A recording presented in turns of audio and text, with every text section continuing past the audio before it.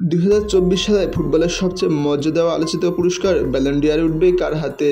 European লিগগুলো শেষ হতেই সবচেয়ে বেশি চর্চা হয় ব্রাজিলিয়ান তারকা ভিনিসিয়াস জুনিয়রের নাম।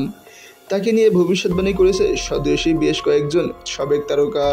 গত জুনের প্রথম সপ্তাহে ব্যালন ডি'অর এবং ভিনিসিয়াসকে নিয়ে ভবিষ্যৎবাণী করেন রিভালদো। এরপর রোনালদো নাজারিয়াও সপ্তাহ দুয়েক আগে বলেছেন নেইমার জুনিয়রও। আর জুলাইয়ের প্রথম সপ্তাহে বলেছে কাকা।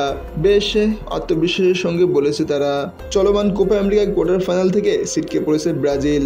ম্যাচটিতে নিষেধাজ্ঞার কারণে খেলতে পারেনি ভিনিসিয়াস। দলটি এমন বিদায়ের পরও কি একই কথা জোর গলায় বলতে পারবে ব্রাজিলিয়ানের কিংবদন্তিরা? এই সঙ্গে শুরু হচ্ছে কোপা ইউরো চ্যাম্পিয়ন লিগের সেমিফাইনালও।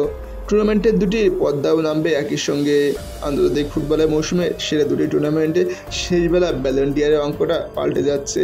সেটা টের পাচ্ছে তারাও। 2024 সালে ব্যালন ডি'অর ঘোষণা করা হবে 28 অক্টোবর। তবে পুরস্কার লড়াই যারা থাকবেন তাদের নিজেদের প্রমাণ করার সুযোগ শেষ হয়ে যাচ্ছে এ মাসেই। সাধারণত ব্যালন ডি'অরের বিবেচনার সময় 1 বছর। এ দফায় যা 2023 সালের 1 আগস্ট থেকে 2024 সালের 31 জুলাই। তবে আগস্টের আগে ক্লাব ফুটবলে ব্যস্ততা নেই বলেই আন্তর্জাতিক ফুটবলের শেষ অবলম্বন। ফিফা বিশ্বকাপের পর ফুটবলের সবচেয়ে বেশি মাতামাতি হয় উয়েফা ও কোপা আমেরিকা নিয়ে। এবছরে পুরস্কার তাই দুটি টুর্নামেন্টেরই প্রভাব থাকবে ব্যাপকভাবে।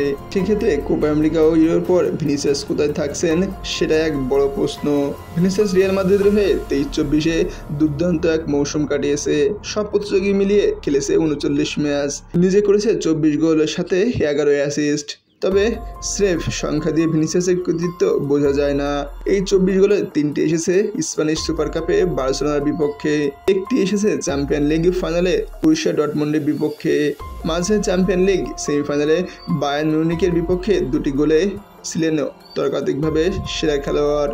গোলমুখে একজন নিখ্যাত স্ট্রাইকার না থাকার পরও যে রিয়াল মাদ্রিদের চ্যাম্পিয়ন লিগ এবং লা লিগা জিতেছে তাতে বড় অবদান 23 বছর বয়সী এই উইঙ্গারের। এবার ব্যালন ডি'অরের অন্যতম দাবিদার ভিনির সতীর্থ ও বন্ধু বেলিংহাম।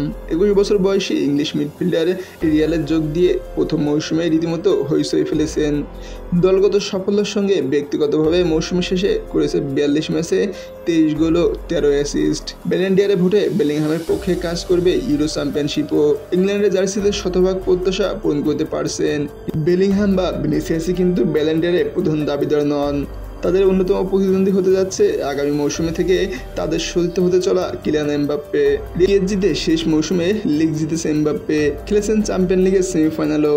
প্যারিসের ক্লাবটিতে 48 ম্যাচে করেছে 44 গোল। সর্বশেষ ফিফা বিশ্বকাপের ফাইনালে হ্যাটট্রিক করা এমবাপ্পে এবার ইউরো সেমিফাইনাল ফাইনালেও যদি এমন ইতিহাস গড়া কিছু করে ফেলেন তবে ব্যালন ডি'অর ছুটবে তার দিকেও।